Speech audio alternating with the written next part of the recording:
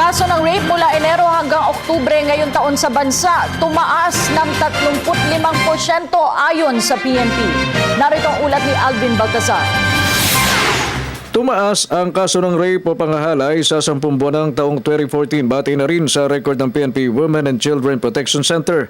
Mula sa 4,737 kaso ng rape ng Enero hanggang Oktubre ng 2013, umakyat ito sa 7,306, katumbas ng 35% pagtaas sa kaso ng pangahalay. Karamihan sa higit 7,000 mga biktima na pumapalo sa 76.9% mga menor de edad, habang 23.1% naman ay mga kababaihang nasa husto ng edad. Inihayag ng PNP WCPC na sadyang malapit sa posibleng pang-aabuso ang mga menor de edad. Sila kasi umano ang mga walang kakayahang lumaban at makaramdam ng matinding takot.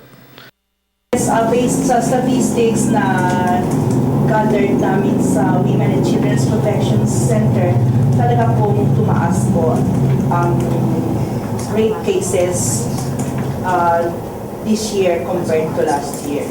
Ang dahilan daw ayon sa PNP ng pag-alagwa ng insidente ng higher rape statistics, ang improved crime reporting system. Sinabi ng PNP na hindi lang kasi sa mga istasyon ng pulisya nila kinukuha ang datos ng panggagahasa, kundi pati na rin sa blatter ng mga nasa barangay at iba pang law enforcement units. Ang mga record na nakukuha bukod sa mga himpilan ng pulisya, kanilang isinasama sa record, kaya't hindi katakataka na tumaas nga ang kaso ng rape sa bansa. Hindi lang po doon sa police data nanggagaling. Kaya po ito yung nagkaroon po kami ng strategy kung paano namin ma-validate. So yun ang lumabas. So hindi talaga talagang tumaas po talaga ngayon. Inihikayat ng PNP ang mga naging biktima ng pangahalay na huwag mag-atubiling magsumbong sa kanila. Punto ng pulisya, hindi nila maaaring matulungan ang isang biktima kung mananatili lamang silang tahimik.